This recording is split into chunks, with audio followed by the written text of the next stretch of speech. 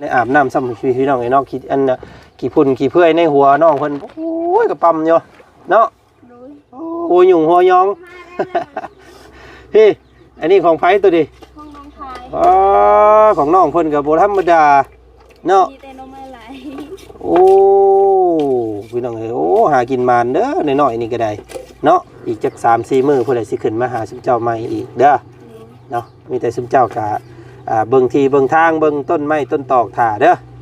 พี่น้องเอ้ยเนาะแปลงไม้แปลงทางถ่าเนาะเห็นว่าน้ำสู่ขี้ดินไปเบิดแล้วว่าซั่นพี่น้องเอ้ยน้ำมันไหลเข้าพาดินเนาะพี่อึ๊บจึกจักนี่ยามนี่ก็มีพี่น้องหนึ่งงามอีเลยครับเนาะ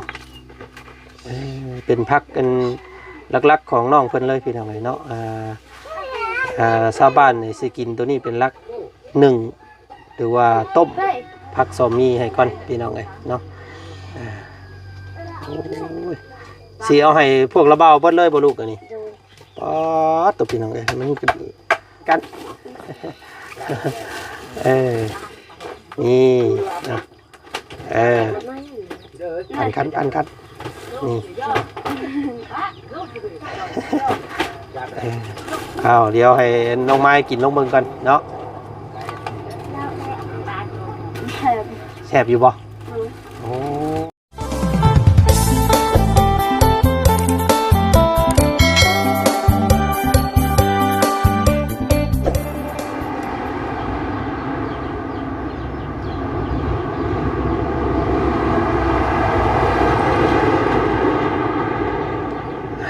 เปิดภาพมาทางพี่น้องเลยเนาะทางบ่าวจันกำลังสิพากันเดินทางกลับบ้านพี่น้องเลยเนาะแต่ที่นี่เห็นทางน้องน้อย2 คนเพิ่นแล่นมาบอกเมื่อกี้นี่ว่าเอาของฝากของต้อนก่อนว่าสันพี่น้องเลยเนาะกะโอ้ยพี่น้องเลยลำพังน้องเพิ่นหาเช้ากินค่ำกะยังพอแห้งเลยเนาะยังสิมาหาของฝากของต้อนให้อีกน้ำจิตน้ำใจงามขนาดพี่น้องน้องไม้น้องไทยเนาะน้องน้อย2 คนนอกกับทักทายสบายดีพ่อแม่พี่น้องหมู่เพื่อนกันเมื่อสู่คู่สู่คนเนาะเฮ็ดได้สักพี่น้องให้เนาะทางน้องๆเพิ่นอยากให้ว่าสันพี่น้องเลยเนาะอยากฝากของอยู่ของกินเนาะบ่มีหยังฝากหยังต้อนว่าสันพี่น้องเลยเนาะเพิ่นก็เลยฝากของอยู่ของกินนี่แหละว่าสันตอบแทนพวกเฮาเนาะโอ้เปิดภาพมาพ่อกับตู้พ่อเพิ่นกำลังมัดไม้มัดตอกอยู่พี่น้องไงเนาะกำลังสิแก่ไปกระต๊อบน้อยคอยหักพุ่นบ่อ้ายโอ้ยสบายดีเด้อโอ้ตัวพี่น้องไงเนาะอันนี้สิเป็นไม้โครงหลังคาเนาะสิไปเฮ็ดโครงหลังคามื้อนี้พี่น้องไงเนาะถ้าเฮานี่เด้อเดี๋ยวเฮาก็สิเข้าไปพุ่นคือกันอยู่เนาะเดี๋ยวจังน้อยจังพากันไปเบิ่งเพิ่มเติมอีกพี่น้องไงเนาะตัวแนวมุงได้อ้ายสิเอายังมุงก็บ่มีแหละมุงบัดนี่แหละเอาผ้าบัดเอาโอ้ยเนาะกาโพตู้มื้อนั้นก็คอกาโพตู้ก็เฮ็ดข้อไก่เพิ่นเฮ็ดข้อไก่แล้วเอามัดก่อนซะพี่น้องไงมัดซะก่อนเนาะเดี๋ยวจังพากันไปเอาลงซอยกันอยู่พุ่นเด้อเด้อถ้าเฮานี่เด้อเนาะใช้สนองเพิ่นไปทางไหนได้นี่อาบน้ำบ่ดังหน่อไม้โอ้เบิ่งหาเบิ่งก่อนพี่น้องเลยเนาะมาเบิ่งน้องเพิ่นก่อนได้อย่างเนาะบอกว่าบ่เอาก็บอกว่าให้มาเอาพี่น้องเลยเนาะโตพี่เปียกเปียอยู่2ไอ้น้องเพิ่นพี่น้องเลยเนาะน้ำไหลจากอยู่ทางนี้โตโอ้หัวกันเลยทั้งนั้นโเนาะใส่หันพี่น้องไงเนาะโอ้ยใส่ล่ะสบายดีเนาะสบายดีเด้อ2 คนเลยพี่น้องไงเนาะมื้อนี้กำลังเฮ็ดหยังอยู่นี่เนาะโอ้อันนั้นดุดมันดุดน้ำดุดเอาไปปิดก่อนไปปิดบ้าวก่อนลูกไปเท่าน้ำพี่น้องไงครับปิดก่อนปิดไว้โอเค ท่อรุดแล้วพี่น้องเอ้ยเนาะมัดไม้หาขอต่อใส่ไม้อีกเด้อโทษเพิ่นลงมือพากันไปหาแต่เช้าๆพุ่นได้เนี่ยเบิ่งนี่เนาะโดยบาสิมือไปให้เนาะน้ำใจจากน้องเพิ่นอีหลีนี่พี่น้องเอ้ยเนาะโอ้ยหน่อไม้หยังลูกมื้อนี้หน่อไม้หยังอันนี้เพิ่นเอิ้นมีน้ำไม้ไหลน้ำไม้โอมมีแต่หน่อไม้อันขาวๆเนาะยังน้อยอยู่พี่น้องเอ้ยยังเป็นแหนงอยู่เนาะเพิ่นยังปงขึ้นมาบ่ฮอดอันว่าหน้าดินซ้ำได้นี่โดยสำนีบ้านแซ่บบ่ซ้ำนี่โดยมันต้มแล้วก็จืดง่ายเนาะโดยต้องพี่น้องเอ้ยเนาะนี่เอามัดอีหล่าทางนั้นพี่น้องเอ้ยเพิ่นน้องน้อยเพิ่นไป มัดทอห่านโอ้ยขาดอีกแล้วมันน้ำมันดันแห้งโดยต้องใส่กาวข้างนี้ได้ดูเลยเนาะให้ตู้พอเจ้ามามัดไม่บ่แล้วเนาะมันบ่ได้ได้นี่น้องให้ก็ได้ละให้ได้เด้วลูกหลานสำนีก็ได้เนาะของฝากเล็กๆหน่อยๆก็ได้ดอกกินข้าวกินน้ำนะบ่ชิมเจ้ายังอยู่ไปแต่เช้าผมว่าฉันพี่น้องเนาะไปหากับไผแน่มื้อนี้3 คนไปหาเอาผักแน่เมื่อไปเอาผักน้องท้ายก็ไปบ่โอ้พี่น้องเนาะกับน้องท้ายไปนี่เพิ่นสิได้ดอกไม้งามๆดอกเพิ่นไปพินแต่ละมื้อพี่น้องเนาะท้ายก็อยู่เขาล่างแม่ดอกไม้เขานี่ดอกไม้เขาอันนี้ดอกไม้เจ้าคนเดียวบ่นี่โอ้เนาะก็ดีนี่พี่น้องเอ้ยเนาะไม่ไล่อันนี้น้ำไม่บงอันนี้พี่น้องเลยไม่บงแซ่บได้หวานเราต้มจิ้มกับน้ำพริกพี่น้องเลยเนาะล่าง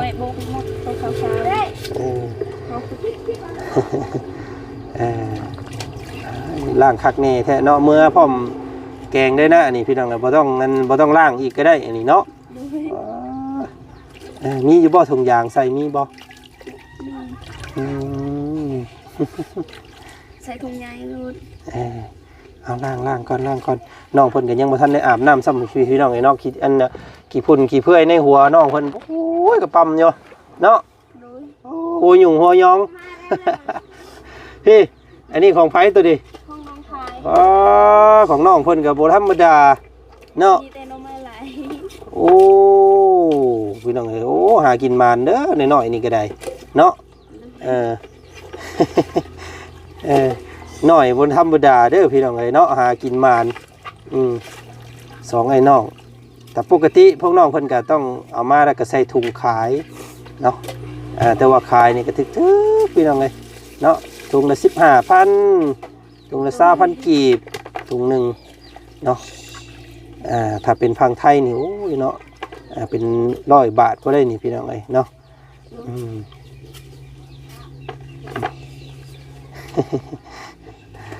เมื่อว่าสิต้มอีกมันแซ่บสิเมื่อแล้วลูกหลานเนาะ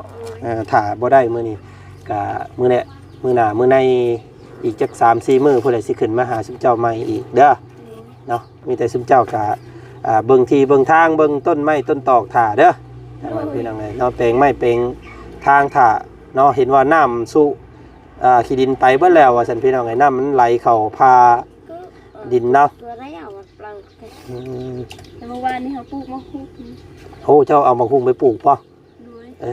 ว่าจันมักได้มะฮุ่งพี่น้องเลยเนาะงามเวลาเพิ่นเป็นหมากนี่กันลุกไปเนาะเมื่อแต่ไปหาหน่อไม้เมื่อแต่ไปเสียยาไปปลูกนั่นอีกมาปลูกในไปหาหน่อไม้แกงกินไปหมดอันนี้ของน้องเพิ่นนี่พี่น้องกระซ้ำนึงของเอ้ยก็หลายเติบเนาะเอาพี่น้องเลยโอเคล่างซ้ำใดซ้ำหนึ่งก็ได้เราลูกหลานบ่ล่างคักปานใดก็ยาเนาะฮึบอุ้ยอันนี้มุงอาบน้ำอาบในของน้องเพิ่นเด้อพี่น้องเด้อเนาะ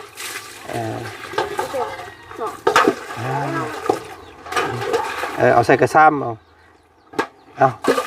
อาบน้ำก่อนโดดเจ้า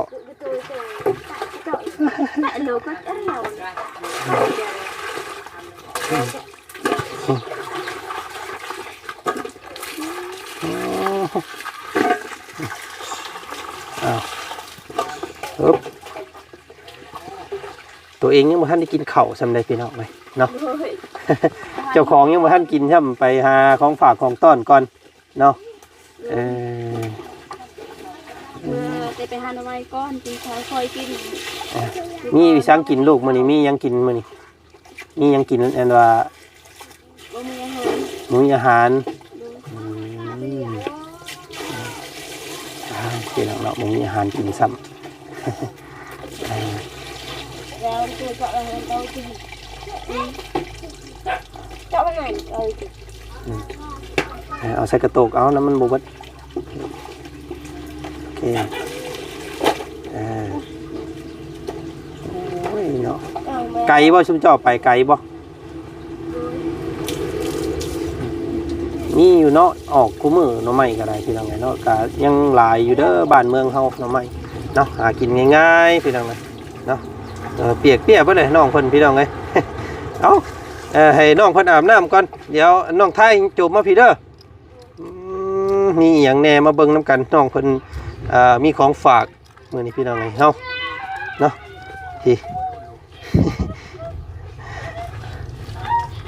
อึ๊บจึกจักเดี๋ยวโอ้พี่น้องไงเนาะใส่โอ้เท่าผักกูดเนาะอุ้ยพี่น้องงามๆผักกูดเมื่อพัดใส่น้ำมันหอยใส่พัดใส่สิ้นหมูเนาะแซ่บได้นี่พี่น้องไงเนาะคือน้องกันทายเพิ่นเฮ็ดมื้อนั้นเพิ่นเฮ็ดเป็นจุกไว้นี่เลยตัดออกแล้วดูมันยังแข็งตัดออกกันยับเข้าอีกนิดนึง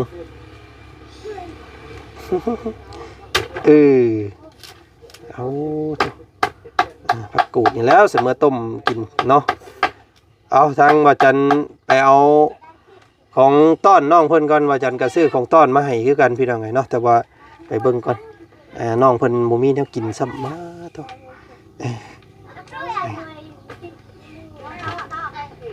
อันนี้ ทำได้อยู่บ่ บ่ฮู้ว่าทางบ่เสียงเพิ่นก็สิเมื่อคือกันบ่หรือว่าจังใดพี่น้องไงเนาะยันบ่เสียงเพิ่นยังบ่ทันได้กลับ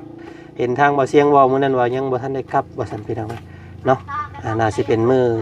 หน้าผู้ใดบ่เสียงสิกลับมื้อนี้ทางสามเคยกลับก่อนมื้อนี้บ่าวเพิ่งบ่าวบุญสารวัตรบ่าวจันทร์เมื่อก่อนมื้อนี้เด้อ มื้อป้าสุเจ้าก่อนท่านออกลูกหลานมันแข็งนี่ครับ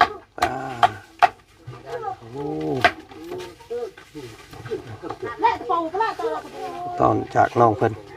นะ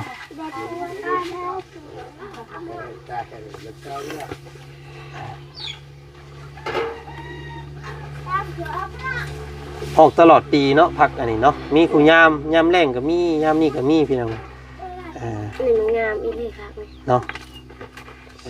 เป็นพักกันหลักๆของน้องเพิ่นเลยพี่น้องเนาะชาวบ้านนี่สิกินตัวนี้เป็นหลักหนึ่งหรือว่าต้มได้อยู่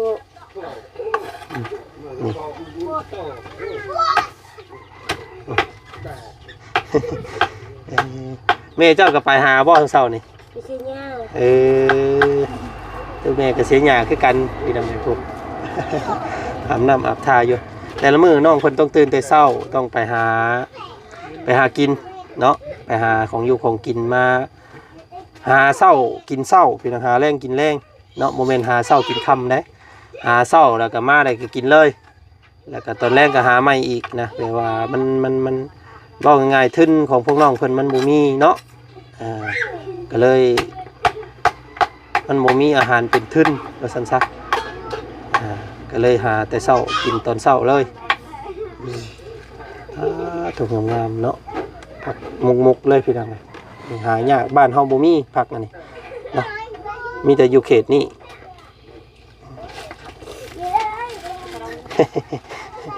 เอาไปเอาของกินมาให้น้องเพิ่นก่อนพี่น้องไงเนาะเอาให้น้องเพิ่นซ้อมมันว่าพักซ้อมมีให้ก่อนพี่น้องไงเนาะสิเอาให้พวกระเบ้าเบิดเลยบ่ลูกอันนี้ป๊อดตัวพี่น้องเอ้ยมันแบ่งไปกินน้ำเด้อแบ่งให้ซุมเจ้าไว้กินน้ำเด้อบ่ให้เบิดเด้อกินตลอดพี่น้องจักสิมื้อไร่บ่ได้กิน กินคู่มื้อเนาะต้มเบื่อต้มเฮ็ดแกงเบื่อแกงต้มแล้วก็ ชิกมันก็กิน กินลายกับบุดีตัวนี้พี่น้องเลยเนาะกินลายกับสิเฮ็ดให้เลือดยางมันเป็นเลือดจางเนาะกินลายบุดีเด้อหน่อไม้นี่มันบ่ได้มีประโยชน์หยังได้พี่น้องเลยเนาะกินแซ่บซื่อๆกินม่วนเนาะให้ประโยชน์เนี่ยบ่มีทางวิทยาศาสตร์เพิ่นได้วิจัยออกมาแล้วบ่มีประโยชน์หยังว่าซั่นแต่ว่าก็แซ่บเนาะของกินเนาะมันก็ซอยให้ซุมเฮาแบบเลี้ยงซุมเฮาได้ว่าซั่นซะพี่น้องเอ้ยเพิ่นก็ได้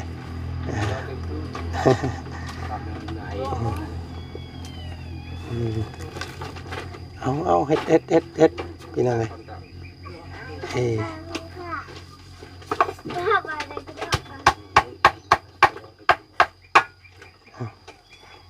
ถ้าน้องไม้เพิ่นมาก่อนแป๊บนึงเอาน้องไม้เพิ่นมาแล้วพี่น้องเอ้ยเนาะใส่เสื้อสีแดงอำลำของบ่าวจันทร์คือเก่าเนาะเอาพักก่อน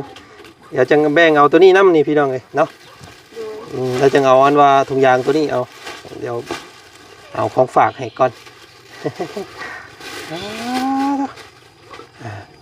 ของฝากของต้อนมาแต่ละเทื่อน้องเพิ่นก็มีให้ตลอดพี่น้องเอ้ยเนาะจนเกรงใจน้องเพิ่นเลยเมื่อแต่ละเทื่อรอเต็มไม้เต็มมือเนาะโอ้นี่พี่น้อง บางนะให้เท่าไหร่ เอาบางใส่นี่ก็ได้ลูกเอาอันนี้ระเบาของฝากมาให้เด้อพากันนั่งเบิ่งก่อนนี่พี่น้องเอ้ยให้น้องเจ้าคนละอันแล้วก็เจ้าคนละอันเด้อเอาปั่นกันลงเบิ่งอยู่พี่น้องเอ้ยปั้นเศร้าเนาะเป็นข้าวจี้ปะเตเนาะเอาให้น้องเจ้าคนละอันปั่นกันเด้อมันอยู่หันพี่น้องเอ้ย ตอนนี้จะละแรงงานไปถูกเลย เพิ่นเอาใส่กระสอบเอาน้องไม้เคยกินอยู่บ่อันนี้เคยบ่ บ่เคยโอ้ยกินให้แล้วเบาเบิ่งแน่อันนึงคำนึงไว้กินก่อนนี่สิได้เป็นลมเด้อพี่น้องเอ้ยเนาะเมื่อยต้องให้เพิ่นกินก่อนพี่น้องเอ้ยเอาให้น้องซุปเจ้าก่อนเดี๋ยวให้เพิ่นบีบปันกันเด้อซื้อมาให้เพิ่น4อันพี่น้องเอ้ยมื้อนี้เนาะเป็นปันกันนี่นะปันกันนี่เอาเดี๋ยวให้น้องไม้กินลงเบิ่งกันเนาะแซ่บอยู่บ่โอ้แล้วให้น้องทายน้ำเด้อบ่ได้เด้อปันกันกินเด้อของต้อนเนาะแล้วเบ้ากันเอามีมาให้อีกเนาะเห็นซุปเจ้ามากินมีนี่พี่น้องเอามีกับปาเต้มาให้มื้อนี้เด้อมีแก๊สนึงแลกกันเฮาหน่อไม้กับอันว่าก็มีเนาะเจ้ามีหน่อไม้ข่อยมี หน่อไม้กินตลอด เนาะพักก็เอาใส่กระเป๋าแล้วลูกหลานเนาะของต้อนเพิ่นเต็มกระสอบมื้อนี้พี่น้องเอ้ยอันนี้ให้ระเบา3คนบ่ โดย เราเพิ่งเบาบุญสารวัตรเนาะเบาเสียงเพิ่นจักเพิ่นสิกลับมื้อนี้บ่หรือว่ามื้อใดพี่น้องคือสิ บ่เสียงว่ายังบ่ทราบ เพิ่นยังบ่ทันได้กลับอย่าจังหาฝากเพิ่นใหม่อีกเนาะ ได้เอาเสียงเสือไปหามื้อนั้น เอาพี่น้องไอ้กะเบิ่งส้มน้ำกันเนาะเดี๋ยว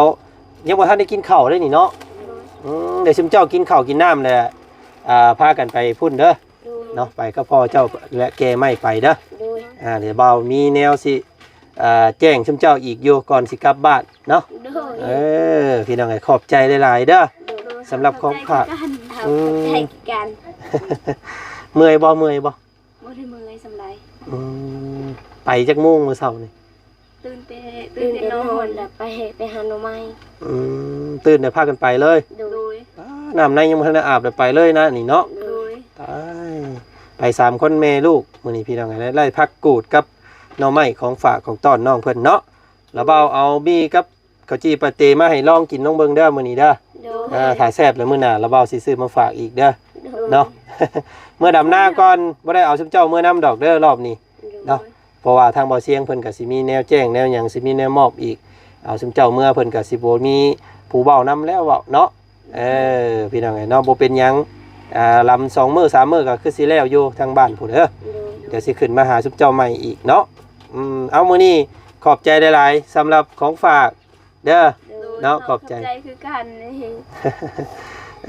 ขอบใจหลายๆเนาะเอาไปกินข้าวซะบัดนี้เดี๋ยวจังพ่อกันอยู่เรือนใหม่ของเจ้าเด้อโอเคบ๊ายบายขอบใจนะเบิ่งโอ้หนักแท้เลยโอ้เท่าไรเป็นกระสอบเรื่องอันนี้พี่น้องเอ้ยเอาเดี๋ยวกินข้าวแล้วไปพ่อกันอยู่พุ่นเด้อนี่นะโอ้ทุกกระเป๋าหนึ่งพี่น้องเนาะเอาน้ำใจจากน้องๆเพิ่นคือเก่ามื้อนี้พี่น้องเนาะก็ฝากต้อนบ่าวจันกับทีมงาน3เคยพี่น้องเอ้ยเนาะก็ถือว่าวัดเวลามื้อนี้เนาะก็สิพากันเลาะลองกาบ้านก่อนบาดนี้พี่น้องเอ้ยเนาะนี่อันนี้ก็ทางพ่อน้องทายเพิ่นกำลังเตรียมห่างอยู่พี่น้องเอ้ยเนาะให้กบบังไฟ4ชุดรูปสับลาบอยู่เอาเดี๋ยวไปจับไปยังซอยเพิ่นอยู่พุ่นต่ออีกเนาะกินข้าวเด้อลูกหลานเด้ออ้อยพี่น้องเอ้ยเนาะนี่แหละน้ำใจจากน้องๆเพิ่นไปแต่ทางเฮาก็ขอตัวลำลาก่อนคลิปนี้พี่น้องเอ้ยเนาะทางบ่าวจันก็สิขอตาวลาก่อนเนาะพ่อกันใหม่คลิปหน้าไปรุ่นกันเนาะว่ามีอหยังมาแจ้งน้องเพิ่นแน่เนาะเป็นข่าวอย่างเด้อว่าซั่นพี่น้องเอ้ยโอ้ยโธ่เนาะขอบใจขอบคุณบัดสุขุสุคนที่เขาหับเขาส้มและซื่นชอบครอบครัวนี้ก็น้ำใจงดงามเนาะน้องไม้น้องทายน้องเป็นยังไงเนาะพวกเพิ่นก็อยากตอบแทนทางพวกเฮาเนาะมีหยังว่าสันมีแต่น้องไม้น้องตอกนี่แหละว่าสันพี่น้องไงเนาะก็ขอบใจทางน้องๆเพิ่นหลายๆเนาะเอาก็รุ่นเบิ่งรุ่นส้มน้องกันพี่น้องไงเนาะก็สิได้หยังเกิดขึ้นในครอบครัวของเราติดตามเบิ่งคลิปหน้าคลิปนี้สบายดีเด้อ